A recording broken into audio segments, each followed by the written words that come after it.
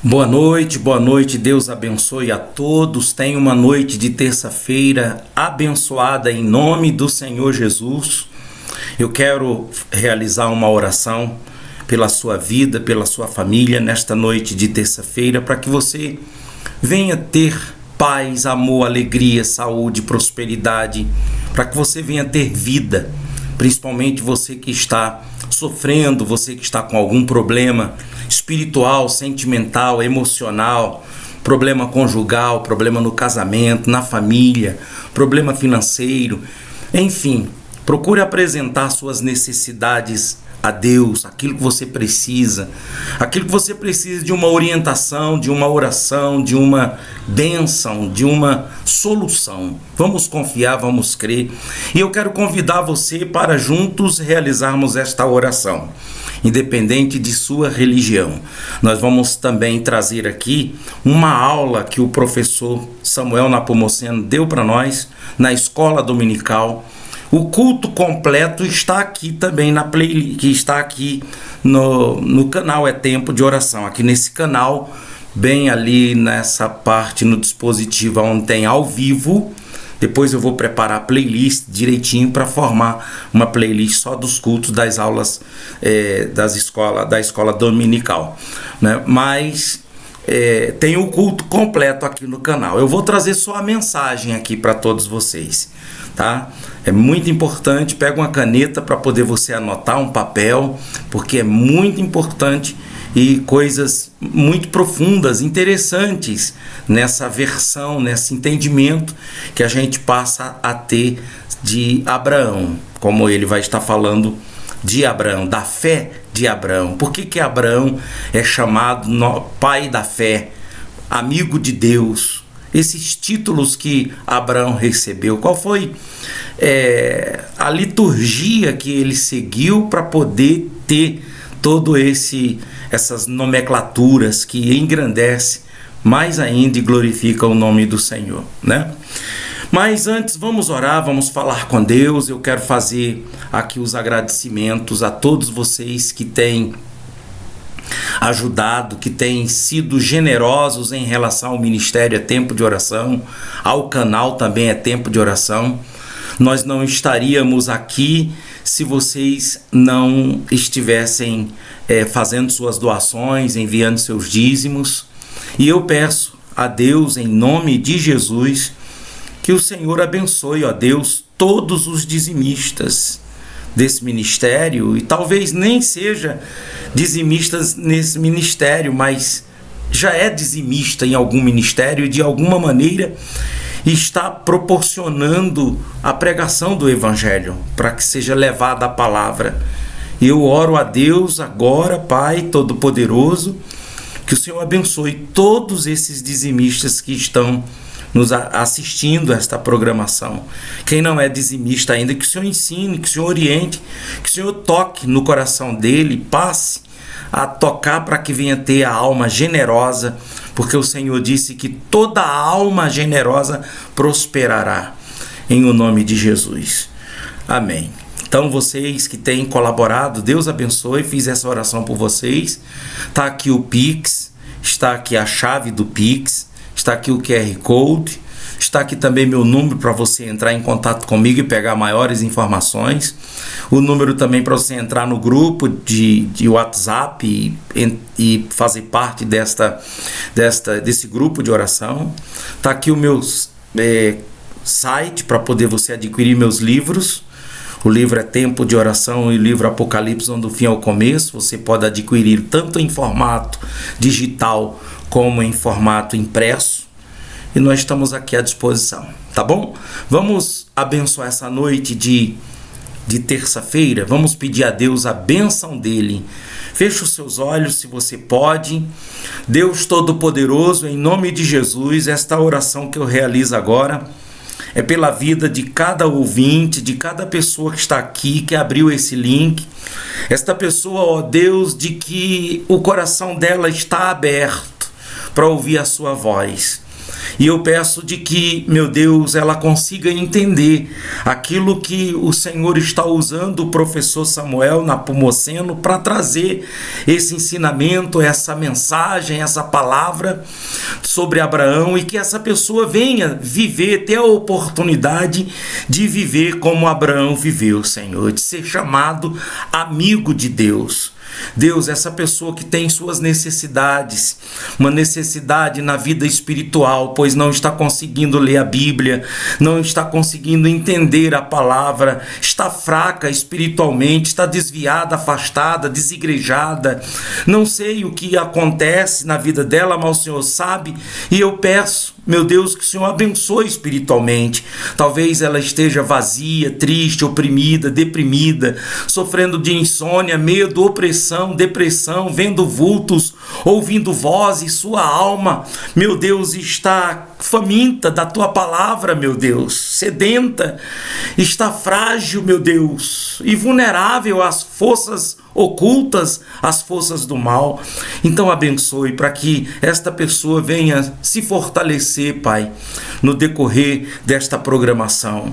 Deus, essa pessoa que está com um problema no casamento, um problema na família, um problema de saúde, um problema financeiro, seja lá qual for o problema dela, vem, Senhor, de acordo com a sua necessidade, e lhe abençoe completamente para que ela seja feliz. Em o nome do Senhor Jesus, eu entrego este lar, eu entrego esta vida, estas pessoas nas tuas mãos, em o nome de Jesus, e todos digam amém, amém, graças a Deus.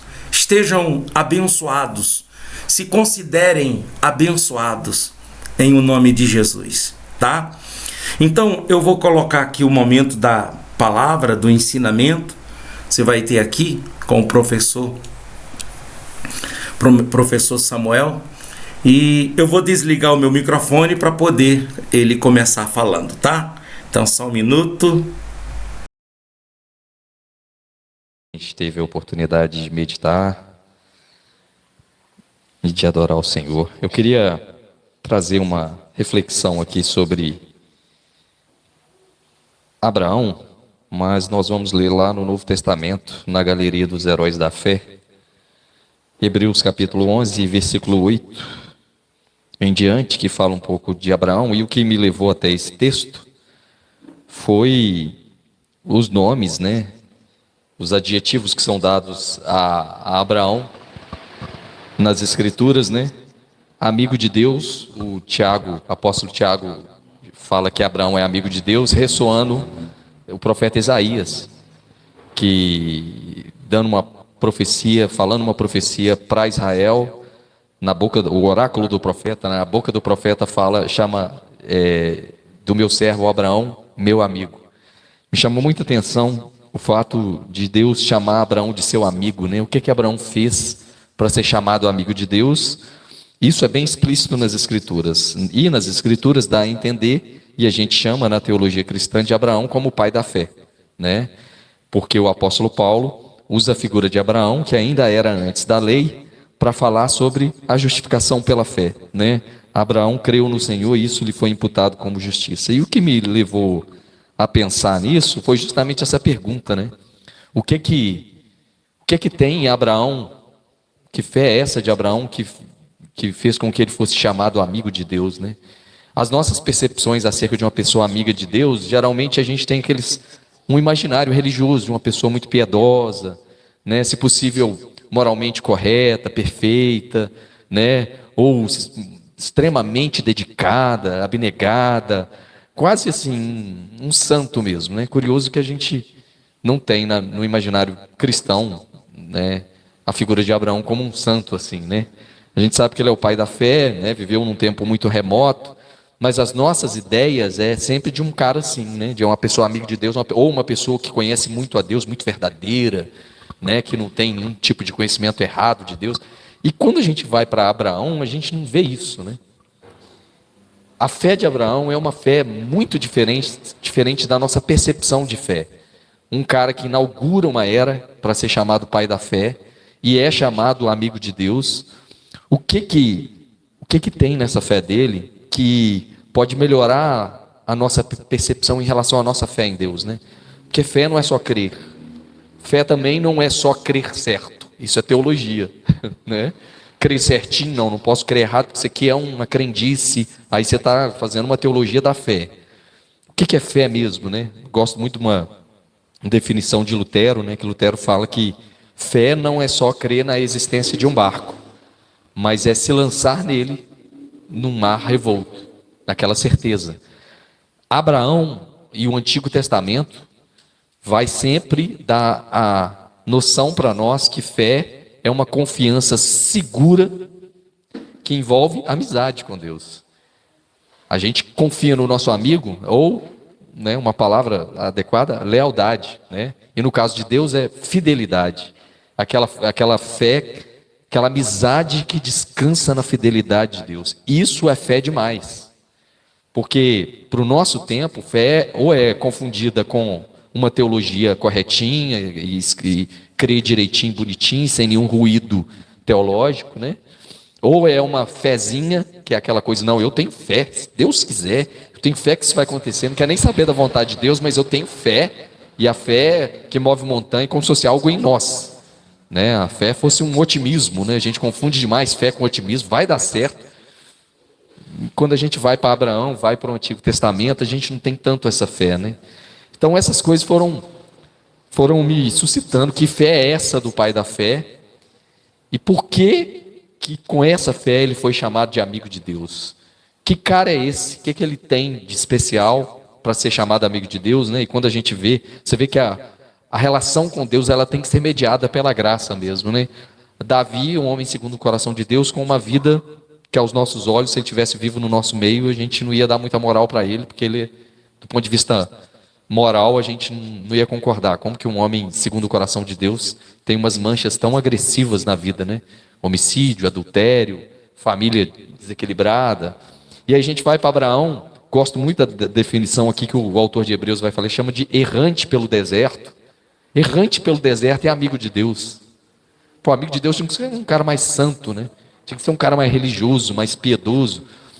Isso mostra que só é possível o relacionamento, a amizade com Deus por meio da graça, na certeza de que, mesmo se, como disse o apóstolo Paulo, se nós somos infiéis, Ele permanece fiel, né? E isso é muito bonito, tem muita riqueza nisso. Vamos ler o texto?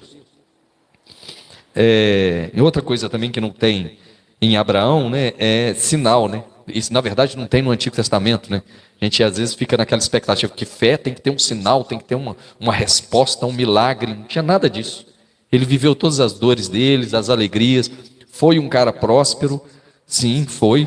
Mas mais do que isso, ele estava guardando uma pátria invisível, conforme o texto que a gente vai ler. Então também não dá para reduzir a fé de Abraão a sucesso material, né? Que essa foi uma tendência muito forte da teologia da prosperidade, né, nos últimos anos. Mas se a gente for sincero para estudar a fé do pai da fé, a gente vai ver coisas muito mais profundas que eu acho que eu e você nós vamos identificar muito. Quem sabe a gente não se inspira nessa fé do pai da fé para a gente ter Deus como amigo, né? E ter a graça de ser chamado amigo de Deus, que é o desejo que a gente quer ter, né? E às vezes a gente tem uma procrastinação espiritual, eu nunca vou ser íntimo de Deus, eu sou tão assim, porque a gente está com aquela visão religiosa da fé de Abraão. Aí diz o texto assim, versículo 8 do capítulo 11. Pela fé, Abraão, quando chamado, obedeceu, a fim de ir para um lugar que devia receber por herança, e partiu sem saber aonde ia. Lindo isso, né? Pela fé, peregrinou na terra da promessa, como em terra alheia, habitando em tendas com Isaque e Jacó, herdeiros com ele da mesma promessa. Quer dizer, teve uma vida ordinária, né? Teve uma promessa de uma terra, estava na terra que seria a terra prometida, criou seus filhos e vida que segue. Mas ele aguardava a cidade que tem fundamentos, da qual Deus é o arquiteto e o edificador. Pela fé também a própria Sara, ou Sarai, né, recebeu poder para ser mãe, não obstante o avançado da sua idade, pois teve por fiel aquele que havia lhe feito a promessa. Por isso também de aliás, já amortecido, saiu uma posteridade tão numerosa como as estrelas do céu e inumerável como a areia que está no mar.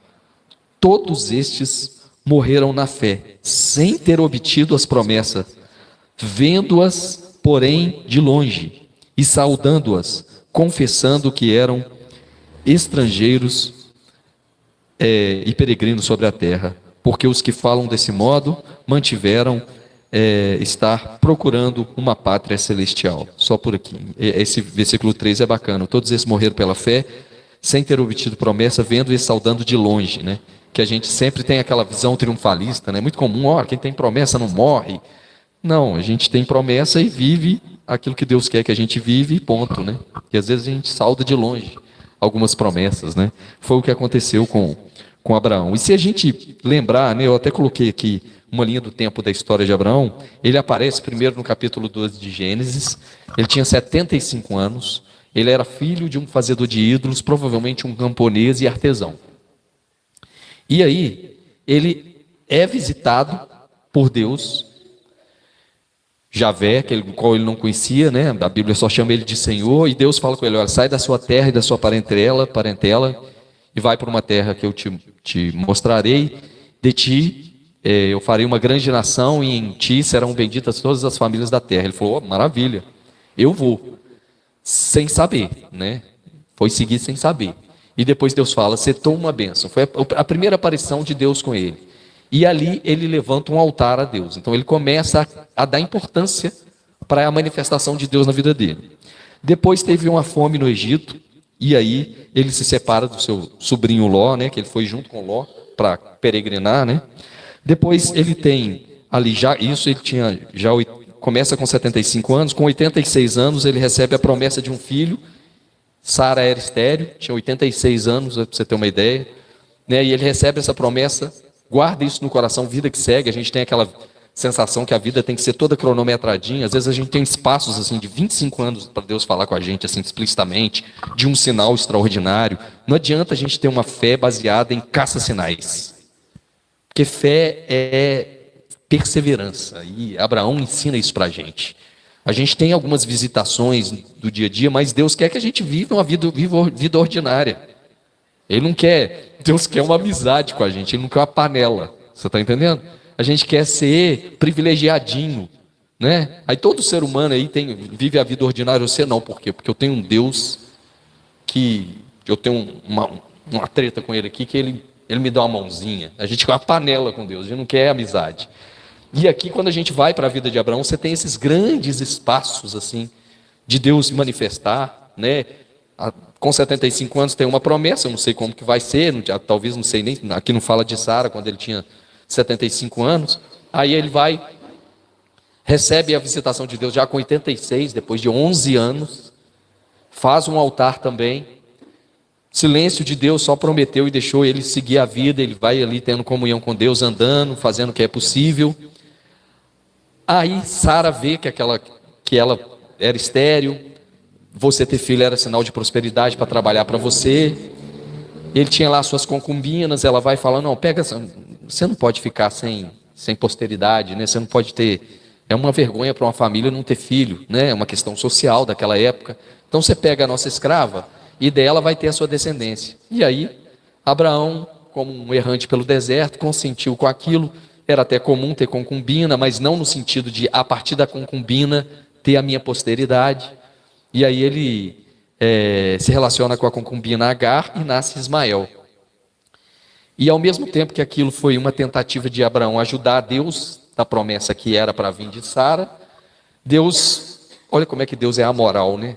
Deus olhou aquilo e tinha plano naquilo. Olha que negócio mais esquisito.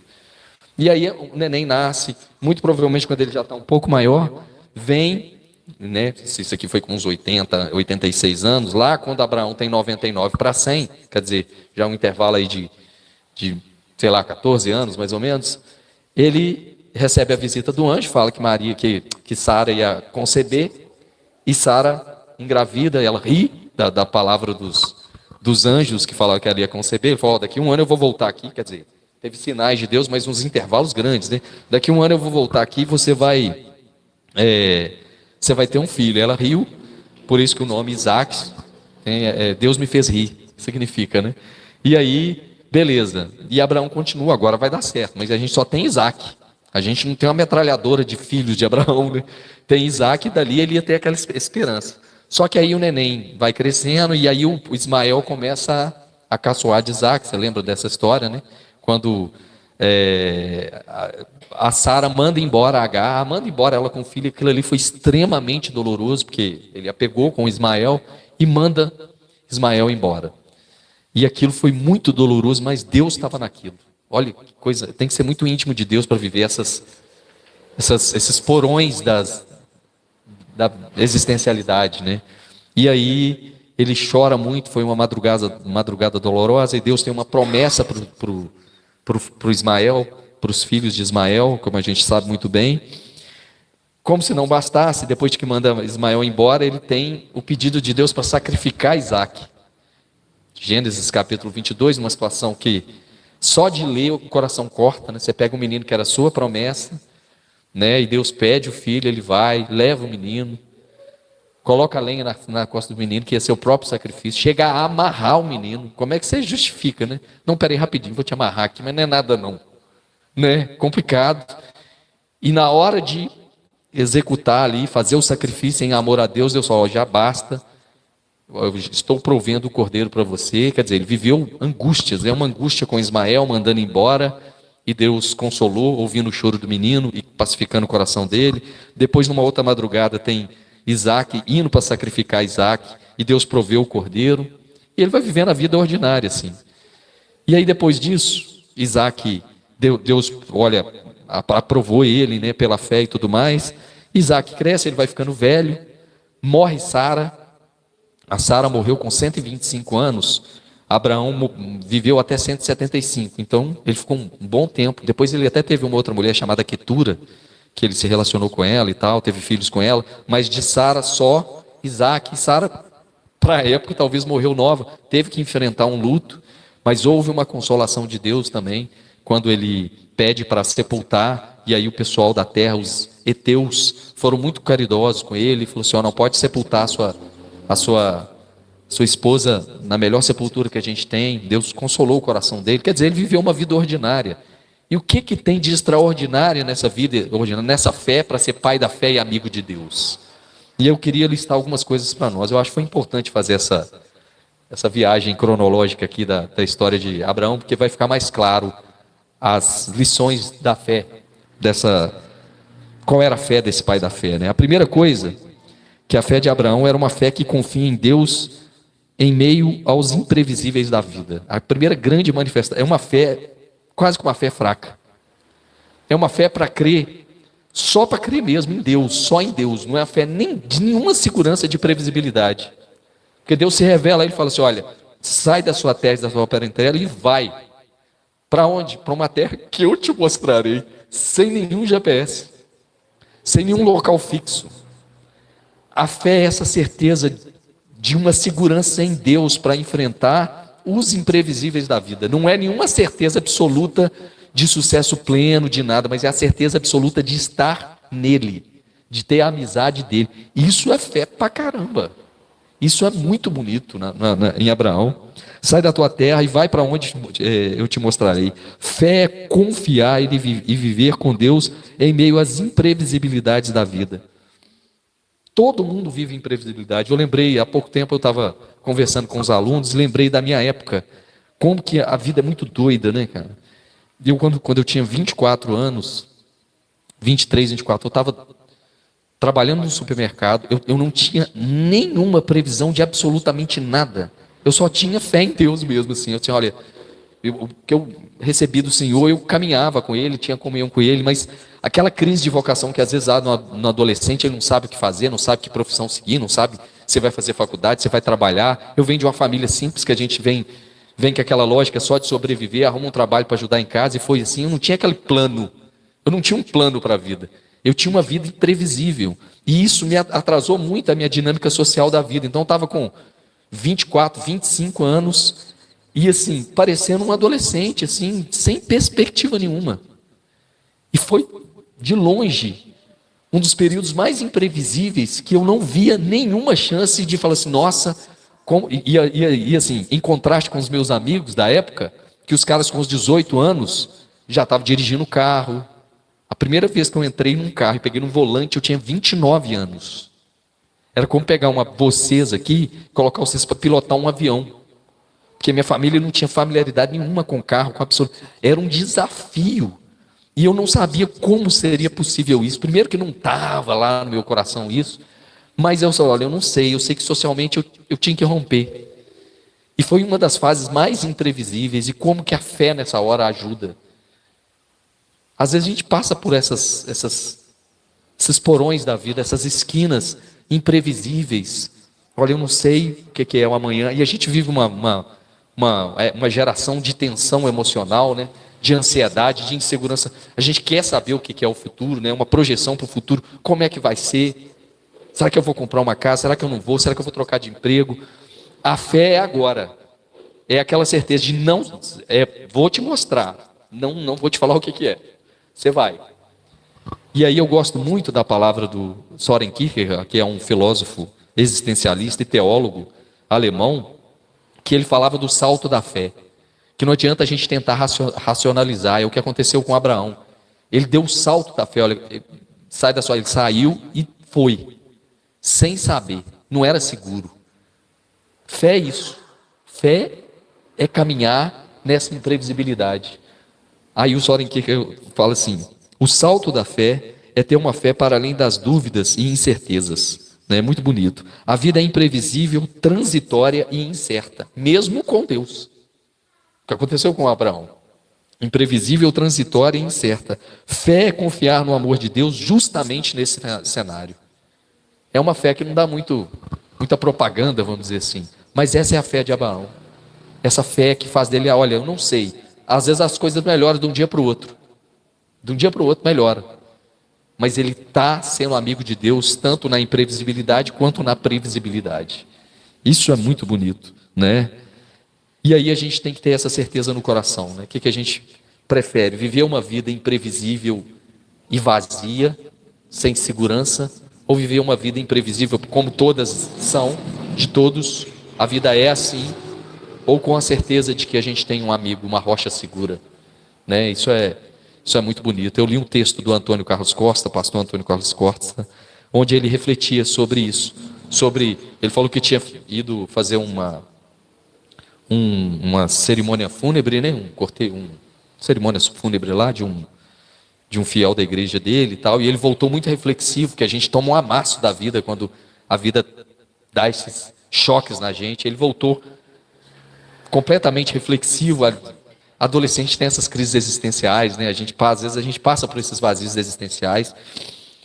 E a fé não é resolver esse vazio existencial, é a certeza em Deus mesmo com o vazio existencial, com essa crise existencial. E ele fala, olha, é por isso que eu sou crente. Eu tenho dificuldade de não ser crente justamente por isso, porque é gritante viver uma vida tão transitória e incerta sem Deus. É absurdo.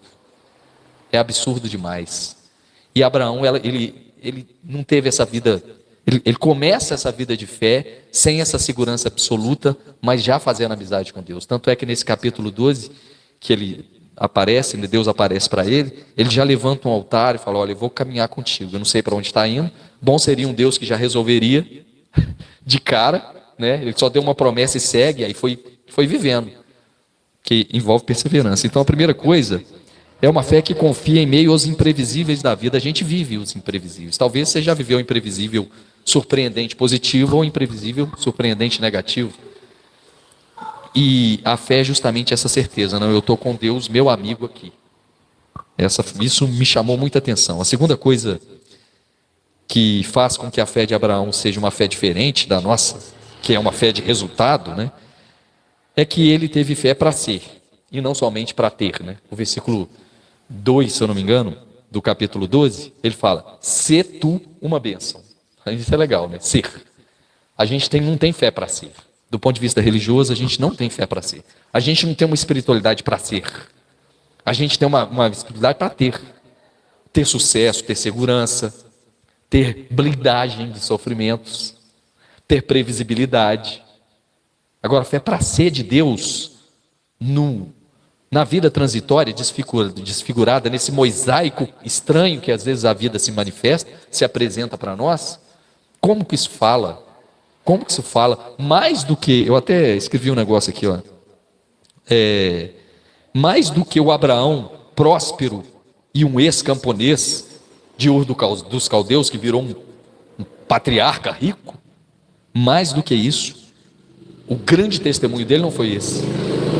A gente não conhece Abraão porque ele virou próspero, um ex-camponês de Ur dos Caldeus. A gente conhece Abraão porque era amigo de Deus. A gente conhece Abraão porque ele era pai da fé. Ou seja, o objetivo de Deus com Abraão não era ficar dando ele terra. Deus dá tudo para a gente. O objetivo de Deus não é enriquecer a gente. Do Senhor é a terra e sua plenitude. Ele é dono disso, é fácil demais. O objetivo de Deus é nos transformar em pessoas melhores.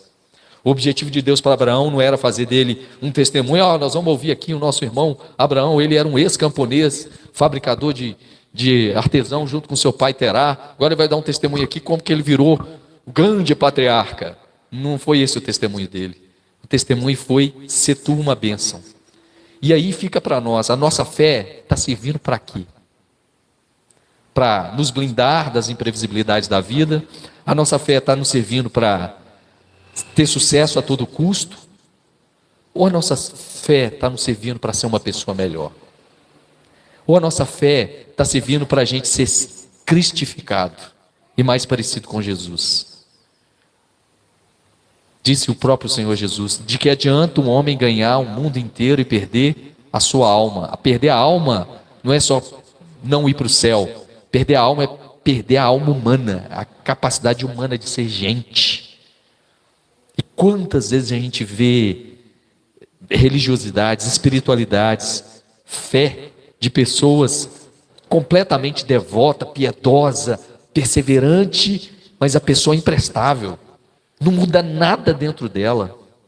É uma fé para ter, não é uma fé para ser. Ter o quê? Ter dinheiro, ter prosperidade, ter segurança o tempo inteiro, ter previsibilidade, ter felicidade. Mas e ser? E ser quando está tudo difícil e você é resiliente? E não reclama da vida e não murmura? E ser uma pessoa mais dócil? É aquele cara que vai na igreja, ele é piedoso, mas ele é um péssimo pai, cara. Ele é um péssimo familiar, um péssimo filho, um péssimo... Que espiritualidade é essa que só me faz perseverante com Deus, para usar Deus como um gênio para ganhar coisa, enquanto eu sou ruim, cara? Eu continuo egoísta. Eu continuo com péssima relação com vizinhos, brigado há 20 anos com um outro parente, a relação conturbada com outro. E eu? O que eu posso melhorar como pessoa? Como que eu posso ser uma bênção? É o que Deus fala assim: olha, mas ser tu uma bênção. Eu vou te abençoar, vou te prosperar, mas ser tu uma bênção. E esse ficou o grande testemunho de Abraão, né? Não foi a sua prosperidade, foi ser amigo de Deus. É ordinário, ser é extraordinário. Perfeito. Isso que é bonito, e a gente tem que resgatar isso. Aí a gente vê essas ondas no meio cristão, né? Aí ou a gente foca demais no ter, teologia da prosperidade, ou no poder, aqueles ultras pentecostalismo, não, você tem que ter poder, e o fruto? Todo mundo fala de dom espiritual, mas e o fruto? Quando o apóstolo Paulo vai discutir sobre a questão da igreja de Corinto, que estava lá doida para fazer sinais, até criticando o apóstolo Paulo, que ele não fazia muitos sinais, que ele não orava em línguas, ele tem que até justificar, falou: gente, eu oro mais em língua que vocês todos aqui, eu não fico fazendo propaganda, né? E também não oro em inglês não, né? The King of the Paul, essas coisas não, né? Aí o que ele fala? Vocês estão nessas disputas aí sobre quem tem mais poder de Deus, quem é profeta. Eu sou profeta. Eu vou ensinar para vocês um caminho muito superior. Ainda que eu fale a língua dos anjos e dos homens, sem amor, eu nada seria. Ainda que eu tivesse todo o conhecimento teológico, reformado, li Calvino, Lutero, Zwinglio, teologia católica, eu sei de tudo. Sem amor, esse conhecimento incha, eu nada seria. Ainda que eu doasse todos aos pobres, eu sou um cara assim, cheio de generosidade, mas sem amor. Às vezes você tem empatia e generosidade para o outro, porque quem está perto de você não aguenta não. né? Quantas pessoas, né? Pastor tem esse problema, né? Tantas famílias de pastor falam assim: eu gosto muito do meu pai como pastor lá na igreja, agora aqui em casa tem aquele relacionamento péssimo, né? Então, ser tu uma bênção, a fé é para ser e não somente para ter. De que adianta o homem ganhar o mundo inteiro e perder a sua alma? Por isso que ele era o pai da fé, era amigo de Deus. Terceira coisa, fé que confia na graça e no amor de Deus. O apóstolo Paulo, para falar sobre a justificação pela fé, teologia Paulo, suco da teologia paulina, ele usa Abraão. A gente usa Abraão para conquistar coisa. O apóstolo Paulo usa Abraão para falar sobre graça de Deus. Diz o texto que Abraão creu em Deus e foi por isso declarado justo. Em outras palavras, né, na tradução revista e atualizada, e Abraão creu no Senhor e isso lhe foi imputado como justiça. Quando Paulo leu isso, falou assim: gente, não é pelas obras, é só pela fé. Abraão foi justo e recebeu a promessa de Deus sem depender de nada do que ele fez, porque se fosse depender, ele deu uns migué, né? Falou para Faraó que a Sara era irmã dele, né? Ele deu uma ajudinha para Deus ali, querendo fazer um filho na escrava, para ser da possibilidade. Não foi esse cara perfeito, mas é graça, é graça, e a gente tem que ter isso no nosso coração. Não é pelas nossas obras que agradamos a Deus, mas pela confiança em seu amor por nós. Abraão não foi abençoado porque mereceu ou fez por onde, mas porque creu no amor de Deus. Não há nada que possamos fazer para Deus nos amar mais ou menos. Só é possível ser amigo de Deus com essa confiança. Porque senão a gente vai viver ou uma espiritualidade hipócrita, ou um relacionamento com Deus, uma espiritualidade bipolar. Uma semana eu estou bem com Deus, outra semana eu estou mal com Deus. Você vai ficar assim, ó. Aí você não consegue ter uma amizade segura no amor de Deus. Abraão creu e Deus falou: porque você crê em mim, confia no meu amor, eu te declaro justo. Isso é importante para mim e para você, porque às vezes a gente procrastina e fica angustiado com a nossa vida com Deus, mas não depende da gente, depende do amor dele por nós. Olha, Abraão sendo teologia do Novo Testamento, gente. Isso aqui é muito do Novo Testamento. Essa certeza, justificados com Cristo, temos paz com Deus. Eu tenho paz com Deus por quê? Por causa de mim? Porque eu tive uma semana que eu li a Bíblia demais, que eu orei, que eu fui piedoso, que eu fui mais santo do que Deus? Não. Justificado com Cristo, temos paz com Deus por causa de quem? Por causa de Cristo Jesus. Confiança na graça, teologia da graça pura. Esse é um amigo. Por que ele foi amigo de Deus? Porque a despeito dele ser um errante pelo deserto, ele confiava no amor de Deus para ele, que disse: te declaro justo, viu? É eu que te justifico, não são suas obras. E a gente precisa de ouvir isso, porque já, como se não bastasse um monte de sofrimento que a gente tem na vida, contrariedades do dia a dia, dramas profissionais, dramas familiares, às vezes a gente faz da nossa espiritualidade um drama. Aquele sofrimento sempre em eterna dívida com Deus, achando que o amor de Deus está condicionado às nossas atitudes. Graça é isso, e isso é tão escandaloso, mas ao mesmo tempo tão constrangedor e tão gratificante para nós, que quando a gente vê o outro, a gente não trata o outro com juízo, porque a gente sabe quem a gente é. Já diria o teólogo reformado, que eu esqueci o nome aqui, que pregar o evangelho é isso, né? É um mendigo falando para o outro onde que tem pão. E a gente é assim. Aí você nunca vai olhar de cima para o outro, aí você vai acolhendo os marginalizados, você não vai tendo juízo de cima para o outro. O que adianta o nosso ultraconservadorismo? Aquela coisa zelosa só nos faz arrogantes diante de Deus. E em Abraão, a fé genuína é essa que confia na graça e no amor de Deus. Quarta coisa, fé para enfrentar as dores da vida com o coração em Deus. Olha só, essa fé aqui é uma rocha brava mesmo. Primeiro, é uma fé para viver o imprevisível como todo mundo vê. Você tem certeza do amanhã? Você não tem. Você pode andar com Deus, você não tem. O ateu também não tem. Né? Aí eu estava até dando uma aula sobre ateísmo e agnosticismo para os meus alunos do 9º ano. Aí eu falo com eles, Primeiro eu faço uma linha histórica de como surgiu as principais críticas à religião. Falo, gente, criticar a religião é uma coisa, criticar Deus é outra. Boa parte dos ateus são reateus, ateu de reação à religião e não a Deus. Aí começa com ceticismo, depois epicurismo, positivismo, aí vem as linhas mais contemporâneas de ateísmo. E aí eu falo com eles que se eu não fosse ateu, se eu não fosse crente, ateu eu não seria. Eu no máximo seria um agnóstico. Porque o agnóstico tem uma postura. Qual que é a diferença de ateu para o agnóstico, né? Você pergunta para o ateu, Deus existe? Ele vai falar, não existe. Ele crava que não existe. Como que ele vai responder os mistérios da vida? Acaso. Para mim isso não responde nada. Aleatório, né? Como que surgiu tudo? Uma teoria de uma explosão. Um pós-morte, acabou. A vida tem sentido? Não há. Pô, tudo muito vazio. Como é que você explica os fenômenos da vida? Acaso, né? O agnóstico, se você pergunta se Deus existe, ele vai falar, não sei. Talvez exista, porque a vida é misteriosa demais para dizer que não existe. Então, é uma postura mais interessante. E aí eu estava falando com eles que se eu não fosse crente, eu seria agnóstico, que é uma postura melhor. Mas aqui, gente, é muito melhor você conviver com as dores da vida, como qualquer um vive, com os imprevisíveis da vida, não atribuindo ao acaso, mas tendo a certeza de que existe um Deus que nos ajuda, não só para enfrentar, mas para viver essa dinâmica.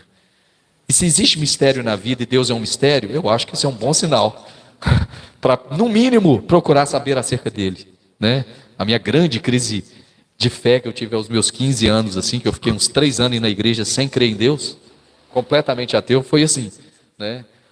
E isso, por exemplo, que o filme As Aventuras de Pi explica, né? Às vezes a gente vive um cenário de vida tão avassalador e difícil, que parece que Deus não está presente, mas é melhor viver um mundo com a crença de que Deus está presente do que viver todo esse cenário de dor com a insegurança de que é só o acaso, não é? E aí o Abraão, além de viver em imprevisibilidade, que é um sinal de fé rochosa, né? Além de viver o amor, a confiança na graça de Deus e de tentar ser uma pessoa melhor, ele vive com o coração cheio de Deus as dores da vida. E que dores, viu? Numa madrugada, tem que mandar um filho que ele pegou, afeto por ele, afeição por ele, ali é um adolescente, manda embora com a serva, e Deus estava nisso. O texto fala, olha, Deus, olha, não deixe o seu coração ficar pesado sobre isso, Abraão. Eu estou com o menino. Diz o texto que Deus ouviu a lágrima do menino, o choro do menino. Olha só, ele não brigou com Deus. Por que isso está acontecendo? Não. Parece estranho Sara mandar ele embora, mas eu tenho um caminho para ele. Ele viveu essa dor em Deus. Foi numa madrugada. Aí lá no capítulo, isso foi mais ou menos capítulo 16. Aí lá no capítulo 22, depois que o menino nasceu, viveu umas bênçãos, outra madrugada. Pega o menino e vai sacrificar o Isaac. Em Deus. Aí depois, muito provavelmente numa outra madrugada, teve que enterrar Sara. Mas em todas estas dores da vida, ele estava com o coração em Deus seguro e experimentando o sinal de Deus, experimentando com a consolação em Deus. Em nenhum desses momentos ele foi blindado da dor, mas não estava sozinho na dor. Ele sentiu a presença de Deus na dor. Quando foi mandar o menino embora, Deus falou com ele, eu vou ouvir o coração dele. Ele ouviu a voz de Deus. Pô, cara, isso é muito bom, a certeza de, olha, eu te amo, tá difícil, mas eu estou aqui, você não está sozinho. Isso é fé mesmo. Só a fé é mais difícil do que a fé que dá resultado. Você entendeu? Aí vai mandar o menino embora, gente. Vai mandar o menino, já mandou o menino embora. Aí vai sacrificar o filho da promessa. Amarra o menino. Ô pai, eu estou vendo a lenha aqui, estou vendo tudo aqui, tudo preparado para o fogo. Cadê o cordeiro? Falando, Deus proverá. Tem que ser amigo de Deus mesmo, né? Para acreditar nisso. E aí na hora que vai levantar o cutelo, o cordeiro lá. Deus proveu o cordeiro. Aí vai enterrar a Sara. Deus envia heteus, né, os hititas, né, filhos dos heteus, para consolar ele, abraçar ele. Uma fé que vive as dores da vida, né? Enfrentar a dor sem perder a doçura. E a gente vive isso, né? Eu estava vendo, por exemplo, o pastor Luiz Saião, que é um pastor, um doutor em teologia, muito inteligente, conservador, mas muito inteligente, e ele estava falando sobre a condição física dele hoje, que ele tem 20, ele sofre, depois da Covid, ele teve uma sequela neurológica, que ele sente dor 24 horas. 24 horas o tempo inteiro. Às vezes, aí tem dia que ele não consegue sentar, tem dia que ele não consegue levantar um braço. Tem um nome dessa dor, alguma coisa, mialgia, alguma coisa assim, sabe? Eu não sei não. E um homem cheio de fé. É a fé de Abraão, um negócio desse. É a fé para enfrentar as dores da vida, que todo mundo aí enfrenta também. Essa é fé. Essa é a fé do cara que foi amigo de Deus. Falou assim, ó, eu estou aqui, Senhor, mas o Senhor é meu amigo. O Senhor está me ajudando a enterrar Sara. O Senhor é meu amigo, o Senhor está subindo a montanha comigo, Moriá, para sacrificar o meu filho, que o Senhor mesmo pediu. Né? O Senhor é meu amigo aqui nesse momento onde eu tive que acordar de madrugada e mandar embora esse filho querido meu, que era Ismael. A gente precisa ter essa fé, de ser amigo de Deus na dor. E a última coisa, a fé para Abraão não foi perfeição, né? Foi perseverança. E essa é uma condição que Jesus fala dos discípulos demais. Olha, aquele que perseverar até o fim será salvo. Vocês estão querendo medir o discipulado? Não seja como aqueles homens que começam a construir uma casa e para no meio do caminho, todo mundo vai ver assim, olha lá, começou a construir a casa, deixou só na alvenaria. Não vai até o fim. Deus não pede nenhum tipo de perfeição. Deus pede perseverança. O cara começa a andar com Deus e tem uma promessa aos 75 anos. E vai cumprir a promessa com 99 e não vê toda a sua promessa cumprida. Porque diz o texto que ele morreu saudando a promessa de longe, né? Mas aquilo que Deus disse que ele seria uma bênção, ele foi. Então eu não sei em que dimensão essas lições aqui da fé de Abraão pode ter visitado o seu coração e como que você enxerga a sua comunhão com Deus. Mas eu queria te dizer que é assim, inspirando em Abraão, que a gente consegue ser amigo de Deus.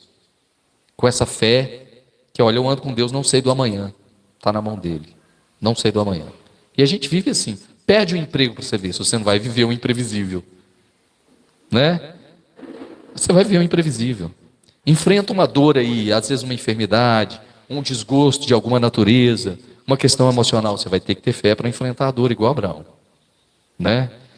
Fica uma semana aí cheio de culpa religiosa, a gente cobra muito super perfeição moral, a gente tem que ter a fé de Abraão, que é justificado não pelas obras de Abraão, mas porque creu no Senhor. Fé na graça e perseverança. Porque se a gente não acreditar nisso, a gente para pelo caminho. E aí, meu irmão, você vai ter que lidar com as dores, com a imprevisibilidade e dizer que foi o acaso.